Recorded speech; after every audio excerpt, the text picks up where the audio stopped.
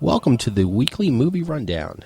We're going to cover the movies for June 16th, 2014. This is the movies that are on DVD on June 17th, Tuesday, 2014, as well as the movies that are in theater on June 20th, 2014, on Friday.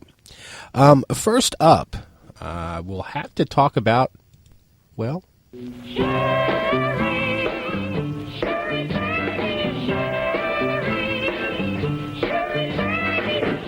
Yes, that's right. We're talking about Jersey Boys. Jersey Boys is obviously was the story of Four Seasons, and this movie is directed by none other than Clint Eastwood. It's the story of the four young men from the wrong side of the tracks in New Jersey who came together to form the iconic 1960s rock group, the Four Seasons. It stars Vincent Piazza, John Lloyd Young, Steve Sharippa, Christopher Walken, even. One of the things that Clint Eastwood did in this particular movie was that he went out and got actors from the Tony Award-winning stage show. So he did not want actors that did not perform there. So this is a real rendition, and it is also one where they sang on set. So you're getting a real experience here. So if you had a great love of the early 60s, as a start, this would be the movie for you. I think the only thing that I can remember about the Four Seasons is that one song, "Oh What a Night," late 1963. It had a minor comeback in the 1990s, I think 1994, which was a formative period for yours truly, and I do recall that particular song. That being said, I don't think that there's a lot of appeal for this particular group. I think if you had a strong like for the Four Seasons, then this would be obviously the movie to see. But outside of that, I think it sounds pretty run-of-the-mill and wouldn't be something that I would rush out to see. It is getting a wide release this Friday, so if you're interested, it's available. Next up, we have Think Like a Man 2. I believe this is the only other movie in wide release this weekend. This is, I'm going to go straight from the box here. The highly anticipated sequel, which was inspired by Steve Harvey's best-selling book, Act Like a Lady, Think Like a Man. All the couples are back for a wedding in Las Vegas, but plans for a romantic weekend go awry when their various misadventures get them into some compromising situations that threaten to derail the big event. Just reading that made me groan several times. I'm not a real big fan of Steve Harvey. Amazingly, I didn't see the first one. That being said, I did look at the actual preview. Didn't make me hate it as much as I thought it might. I do like Kevin Hart. He's pretty funny, and there's a couple of funny scenes in it. They have Gary Owen in there who sort of, I guess, seemingly plays a token white guy in this otherwise African American centered movie. So it was interesting from that perspective, and actually the comedy that they portrayed in the trailer wasn't as horrible as I thought. Even though it sounds like a very tried and redone type of movie, I think they put their own spins on it here. So this, if this is your type of thing, it's in wide release. I'm sure it'll get a decent run. The first one was received fairly well, and obviously because they got a second one, and it's one of Steve Harvey's works from his, based upon a book that he wrote, the continuation of that story. So if you're into that, it's out there this coming week.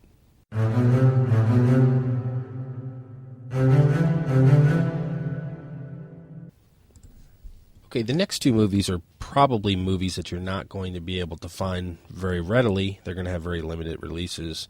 The first one is called Venus and Fur. It is a international film that is directed by none other than Roman Polanski.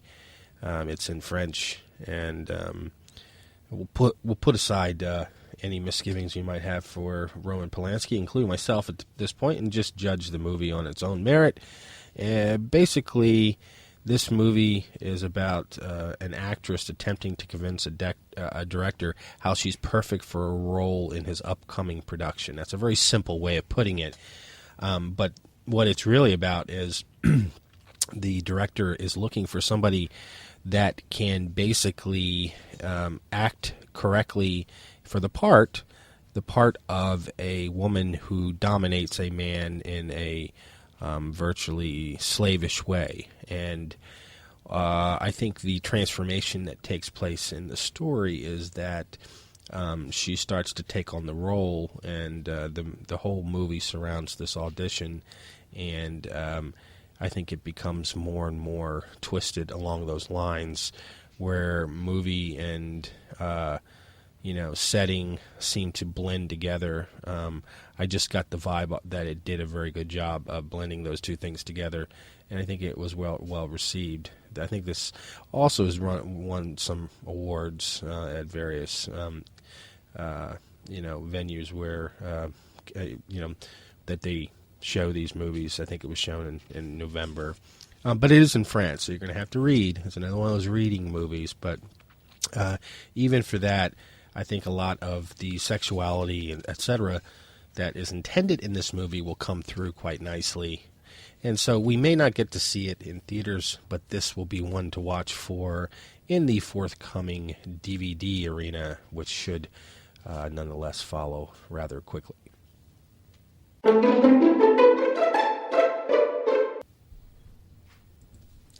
And finally, in the in theater section, there's another limited release movie entitled Coherence. This has quite a few minor characters. It's more of an independent type film.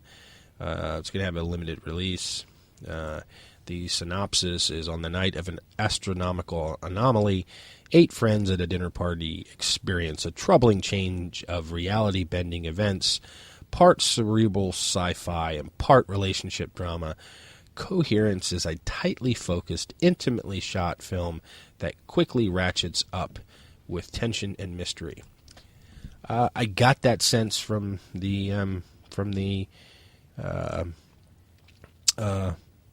trailer, and I think that it would be something that I would give this one a shot. It's got some favorable reviews from critics and users that have had the opportunity to see it alike. It's directed by James Ward Burkett. I'm not familiar with a lot of his work. I think he's done he was involved in a few other things, but nothing significant. So this is sort of a debut for him, and I would give this one a shot. I don't think we're going to get a chance to see it in the theaters, but I'm throwing it out there as one to look for in the coming weeks and months on DVD as well.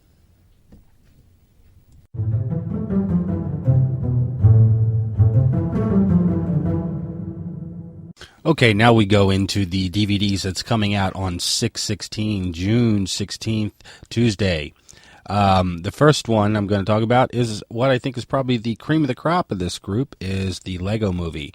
It's the first ever full-length theatrical Lego adventure. The original 3D computer animated story follows Emmett, who's played by Chris Pratt, an ordinary, rules-following, perfectly average Lego minifigure who is mistakenly identified as the most extraordinary person and the key to saving the world. He is drafted into a fellowship of strangers on an epic quest to stop an evil tyrant, a journey for which Emmett is hopelessly and hilariously underprepared.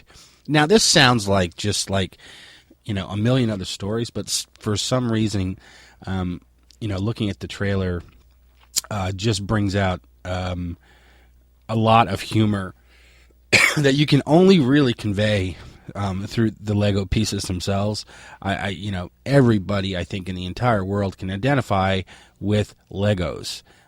We all, I can say that probably the reason this movie, came to be to some extent is the popularity of all the Lego stories that they did, the Batman ones, the Star Wars ones, the Raiders of the Lost Ark, trilogy and more that they did. All those movies or games kind of gave you that type of humor that they're really conveying in the same way here in this story. And I think this was hugely received favorably by critics and audiences alike, both young and old. It's really got everything in it. And we all know the joy of Legos. On a recent trip, I had an opportunity to watch this, and I regret not watching it on the plane to Disney, where one of the stops was, interestingly enough, the Lego store. So this just resonates with just about every genre of person. Put a box of Legos in front of anyone, and they're going to sit there and probably build something if nobody's looking at them, at the very least. But I say, go rent this. You'll love it.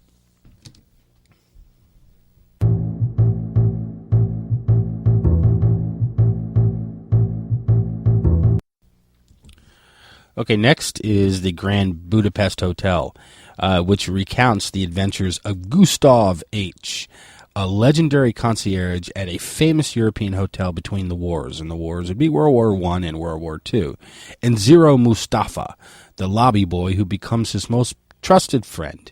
The story involves the theft and recovery of a priceless Renaissance painting and the battle for an enormous family fortune, all against the backdrop of a suddenly changing, dramatic fashion continent.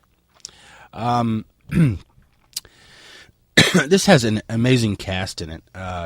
We've got Ralph Fiennes, we got Tilda Swinton, we got Bill Murray, Jeff Goldblum, William Dafoe is in there, and he's had some funny parts. Ed Norton's in there, Harvey Keitel, Jude Law. You just name it. This has got a terrific cast, and it's no wonder because it's directed by Wes Anderson, and Wes Anderson has done almost nothing but hits. I mean, starting 96 with Bottle Rocket, Rushmore in 89, The Royal Tannenbaums, The Squid and the Rail. He's a producer. The Darjeeling Limited, A Fantastic Mr. Fox, Moonrise Kingdom, which was an excellent and quirky movie, much like the feel that I got from this trailer as well. It's really got that Wes Anderson humor all over it. It's definitely one to go see. It's rentable. I would not, I would not reserve anything on it. I would go out and rent this one.